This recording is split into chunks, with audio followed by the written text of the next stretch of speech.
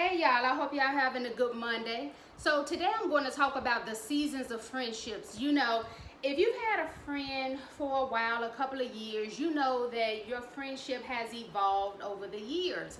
And it took me a while to realize that how a friendship started in the beginning or the middle is not the way it's always going to end, because if we're truthful with ourselves, you may still not be best friends or good friends with people you went to middle school with, high school, college, or that maybe you known in your 20s, depending on your age.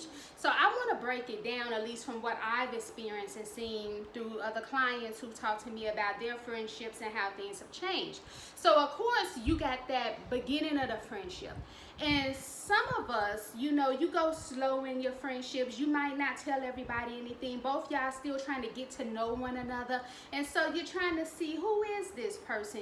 Before I give them all my information, I don't want to tell something to everybody, this person, and find out they telling everybody my business. Can they keep secrets? Are they trustworthy? Do they show up for me? So you may go slow.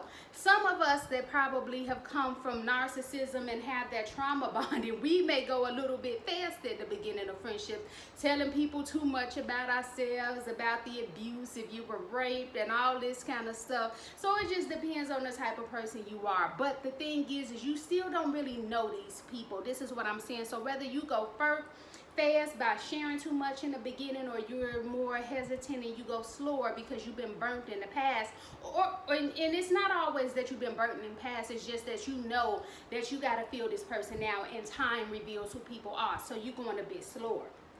So, but the thing is in the beginning stages, we still don't know one another. So you may just keep things light. Y'all may go to parties together, just talk about what you like, your favorite colors, if you like to travel. You may talk about your romantic relationships, things like that. If you're in school, what type of work you do, just keeping it light.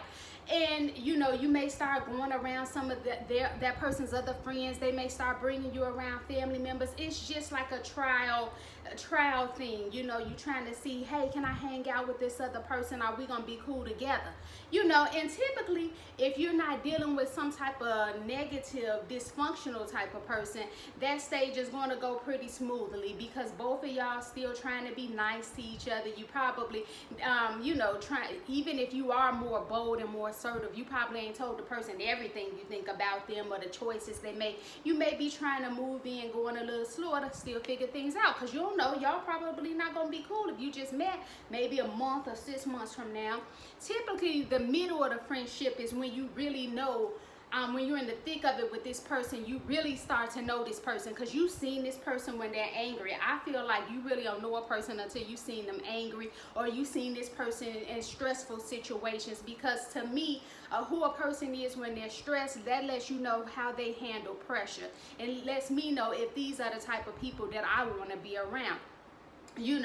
Sometimes is this a person, your friend, are they a person that once something bad go their way, they start cussing you out, talking down to you, telling you how stupid you are? They start feeling better about themselves by putting you down. This is why that middle part of that relationship is so important, because it's like, who am I dealing with? Because anytime this person gets stressed, I ain't about to be this person's what is that, floor mat. They just walk all over me. You also get to know, is this person quick to anger? Because some people, of course everybody gets angry, and I know a lot of people I see in therapy, they don't think it's right to be angry, but yes it is. It's an emotion. It is fine to be angry. You should get angry sometimes. Some people do stuff, things happen that should make you angry, because anger can push you to action and make some changes in your life or in this world. So I'm not saying that anger is bad, but how does this person handle anger? Are they the type of person that when you're with them, that they're fighting in bars, they're getting thrown in jail, causing you to get fights and pepper sprayed, and people shooting at you, and stabbings, or people cussing you out, ending relationships? Who is this person? So this middle phase is going to help you understand, because even though all of us have something that's undesirable to other people, you get to see in this friendship what's undesirable about that other person. Can you put up with it? Because you probably can't put up with it. Like me, for instance, I don't care if a person, if they drink or something like that, but if this is a person, when they're out drinking or whatever they're doing, and then they start getting into all these fights with people, and then it's all crazy, and they drunk driving, and I'm in the car, you know, that kind of stuff I can't deal with. You know what I'm saying?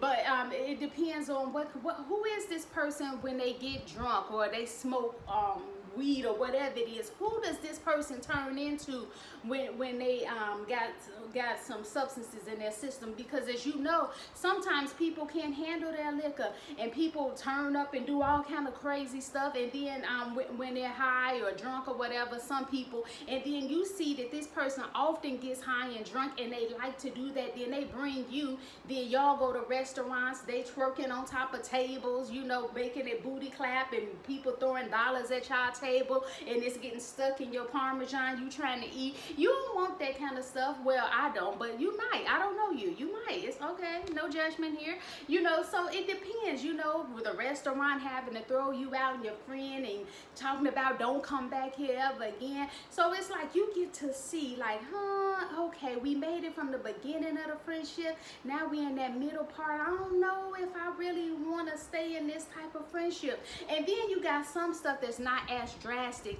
You may you or the friend may get married, may start to have children.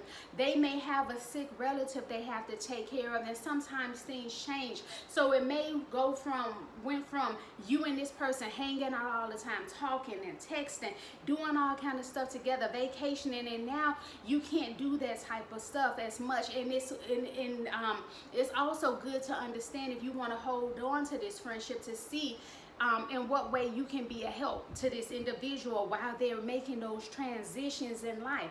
You know, can you help them with the baby shower? Can you help them plan a bridal shower in whatever way, capacity, so you can transition along with this person? Because if you stand out to the back and like, oh, I ain't gonna help with the baby, I'm not gonna ask about how the baby doing, I'm not gonna ask how she's sleeping now that she got a newborn, I'm just gonna continue to act like she's still single and ain't got no kids. If you do that, chances are your relationship isn't going to last, because you're not accepting this person for who they are now.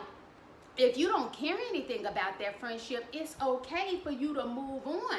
If you're still single, you don't have a kid, you don't want to be dealing with hearing her stories about the baby, you don't want to see the 150 pictures on her phone she got about the baby, then that's totally fine for you, that you break off from that, or you slow down on calling, you know, and y'all go y'all separate ways, or however you decide to back off from that friendship.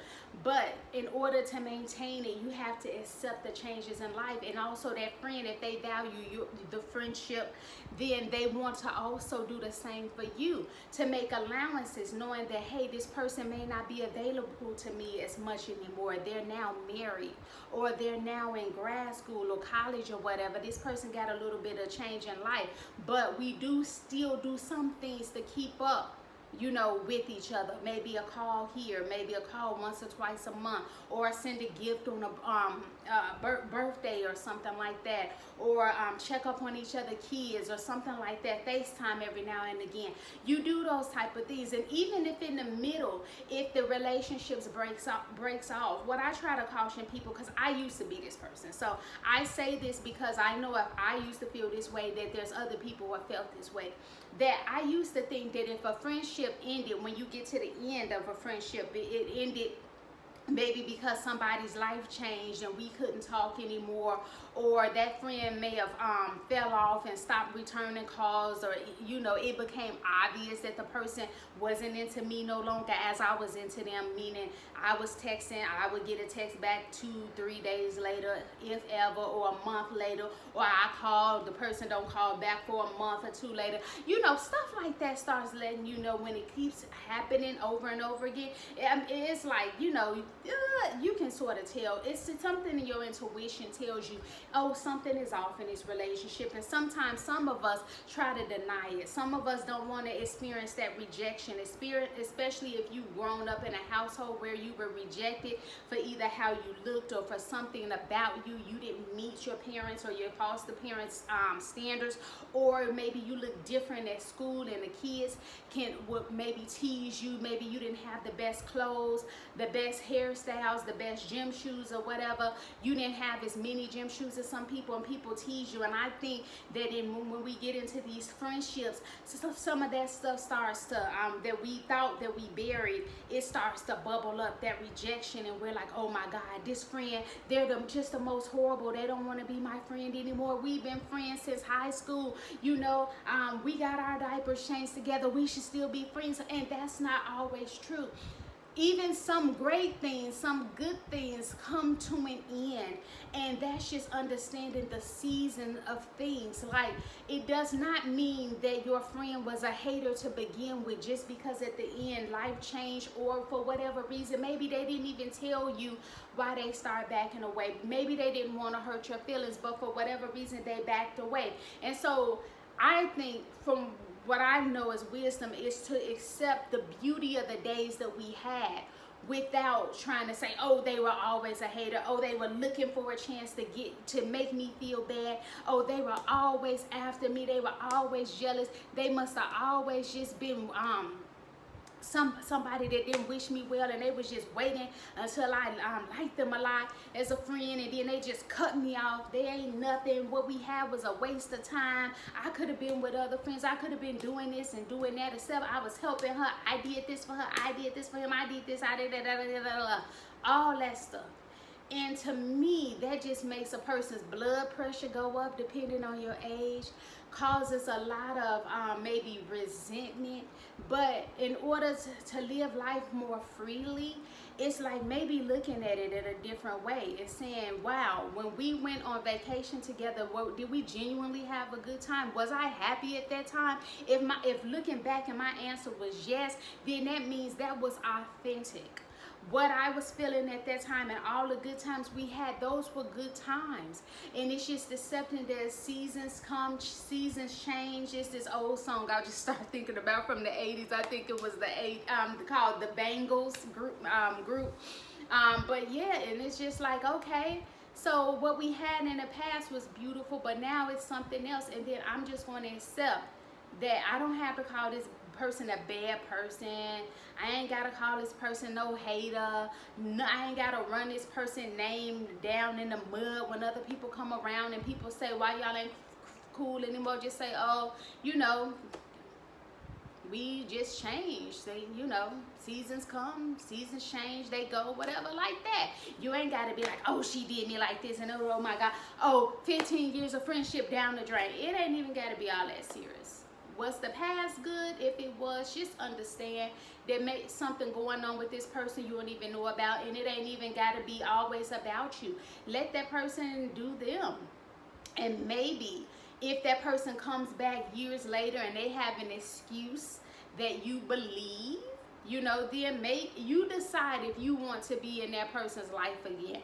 But if you're going into it like, oh, well, I'm going to pay them back, I'm going to wait about 6, 5, 7 months, get them comfortable with me and make them think it's all sweet, then I'm going to abandon them and no show on them like they did me to make them feel that pain.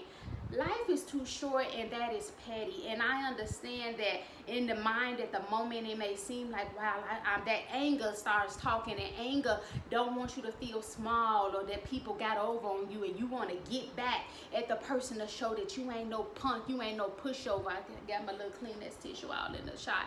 But the thing is that if you really don't want to be a part of that person's life, just let them know, I'm not interested, or don't even answer. You know, because you ain't got to be with them, you know, decide to be with them. It's your life. Live it how you want.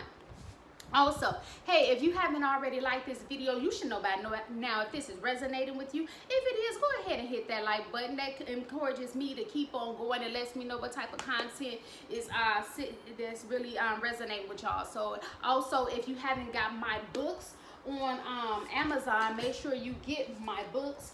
Road to Malevolence, an ebook and paperback, and it's also been reduced the price. It's the same for I Should Have Worn a Curtain 1 and 2, which is a complete series. The paperback has been reduced in price, and also the ebook. It's like I think $6 for the one and $7 for the other. And I know some people say, so Myra, I'm gonna get your books. I'm gonna get your books. Come on, y'all. That book, one is $6, one is $7. If you go get the book, $6 to $7. Come on, y'all. We're shipping and handling. And if you want to book a session with me, make sure you do that through VisiBook, and it'll let you know how much I charge for my sessions and what my availability is. You also pay through VisiBook. So yeah, going back to it. Also, it was hard for me for whatever reason, like to understand, especially in my 20s, I would say, and even later. I ain't gonna lie, but especially in my 20s, I've gotten better now. You know, but people would give you signs, and I don't know how it is with men with their friends, but I know women, young girls, they'll give you signs. For one day, y'all texting, y'all at each other's house, y'all sleeping in the same bed, y'all, you know, kicking it, whatever, going out, whatever y'all kind of doing, y'all young, and then one day it come, this person ain't answering your calls no more. This person, you come over, I'm telling you, I got some stories for you. I would come home from college and I would go to my friend's house, because basically I would stay there because me and my mother wasn't getting along. So I would come home and usually stay there. And so, and for the summer or whatever, but I think one time I was staying with my mom, and this would never last when I would come home, because she do something in like 2 weeks, I'd move out and go to stay with my friend's house, so it never lasted long there. So I think that this one time I was actually staying at my mom's house, and I told my friend, I was like, oh, I'm gonna come over, blah, blah, blah. And she like, oh, I'll be there, or something like that, or might, or something. But I was cool with her mom. We grew up together, you know, since like first grade. So I went over, and then my friend would be gone, and then like then when she would, I would just be chilling with her mom, because we knew I grew up with her mom, you know. And so I ain't grow up with her mom, but her mom grew up, you know, watching me and letting me come over there. So it wasn't no problem. I come over there and hang out with her mom. We watching TV, we playing cards. It's good, you know, whatever. And then, but my friend, she would come home, and me and her, we would be hanging out, because we would be in the same house together, you know. But then she'd be like, oh, somebody's coming to get me, and I'd be like, oh, okay, well, hold on, well, let me get ready. And then I get ready, and next thing I know, I go to the door, and I'm looking out, I'm like, where did my friend go? And they're like, oh, she left. I'm like, what? And this happened a few times, and you think that I would have took the hint, and I can't, and I'm not saying this to blame my the friend at the time, because after so many times, that was me being dumb. I can say that was me being dumb. I should have seen the signs. She was giving them to me back to back to back, you know. And then it got to the point that I started resenting her, instead of just saying, oh, okay, she don't want to hurt my feelings, she don't want to tell me why she don't want to hang out. But I could have just been like, okay, well, then backed up. And eventually I did do that, but by this time I had so much resentment against her. And the final straw was, we went to somebody's house, and she was like, I'm just going in for a few minutes. Next thing I know, I'm in a car for like 15 minutes, and I go knock on the door. I'm like, dude, you come in? She in there smoking. She like, oh, I'll be out. Another 10 minutes in the car. She still ain't come out. Never invited me in. I was like, okay, whatever. She left the keys in the car. I gave her the keys, and she's like, where are you going? I'm like, bye. I took off and walked to my mother's house, and from that day, it was like that closeness had never been repaired for that, because I was just like, okay, I see it, I get it now. But it took me so many times to get it. And sometimes people don't, I think, lose that respect for us. Or I know that respect was lost for me, because it's like, dang, how many times can I be rude to you and show you I don't want to be around you for a ding dong for you to actually get it? And from that point on, I got it. Because even another mutual friend of ours, I was at her house, and I was like, oh, I'm gonna go to our other friend's house, and my other friend was like, why you gonna leave my house to go over there, and she leave anytime you come over? She leave you there with her mama. She like, you don't get it. And then it made me feel even dumb. But at the time I was still a bit in denial, but I heard her and it sank in. But I was like, I started thinking about it. And I think that's what gave me the courage to eventually be like, all right, I'm done with you. Because even the friend that used to leave me all the time, every time I got paid, would always be asking me for money. Now, every other time, basically sort of ignoring me, going out, doing her own thing when I was at her house. And then she's like, one time she got mad because I ain't had no money to give her. Like, if I would ask her to take me somewhere and I would be trying to pay her, she never could take me nowhere. I ain't have no car, nothing. And I was always on the bus in our city. I mean, you'd be waiting like an hour or an hour and a half for a bus. So I was trying to pay people to take me places. And so she could never do that for me. But one day she said, you ain't never got no money for me to borrow. And I said, yeah, probably because I ain't no bank. You know, and so that stuff like that. And then eventually, once I knew we weren't cool anymore, we had went our own ways. I had my own apartment by this time, and she ended up calling me like, hey, can I get borrow some money? And normally, if the times when I would let her borrow, even though, you know, she was like, you ain't no bank, because I had stopped letting her borrow, I was like, okay, it's been a while, I'll let her borrow. Never, ever, ever, ever got that money back. You know, about 40 bucks, never got that money back. And that's because that's on me. It's like I should have saw that, you know, instead of having stuff to do with this person, it was like, look, what we had before that moment was great. We grew up together, went to the same schools, had great fun. I would never take that away from her. That was my best freaking best friend, you know. And what I'm saying, and people didn't see why we got along. They said we were like night and day. Even her auntie got me a shirt, a gown for my birthday, and it said, good girls go to heaven, bad girls go everywhere. And her auntie pointed at my friend when she said bad girls. So, because people didn't see, they thought I was just super nice, and they were like, you shouldn't be around her, you shouldn't be around her. But that was my girl, I tell you. So I didn't care what people say. I love that girl. We was friends. But I'm saying, so I would never take all that away from us when we were cool like that. But when it came to like the end of that relationship, it just had to see, it was what it was. We weren't on the same pages, and sometimes we get upset with people because our lives change. You know, she was big at smoking weed. You know, it wasn't my thing like that. You know, I tried it, but it wasn't my thing like that. You know, so we didn't have the same type of life anymore. You know, she was she had stayed home and she didn't go to college or stuff. She didn't graduate. She had her life. She had a kid. She had her stuff going on around her neighborhood, the stuff she was into. I was in college and stuff like that. I would invite her to my graduation, when I graduated from college, when I graduated from high school. You know, she didn't show up. You know, and that's the things, when people are not showing up for you, that's a sign that they're not into you that much.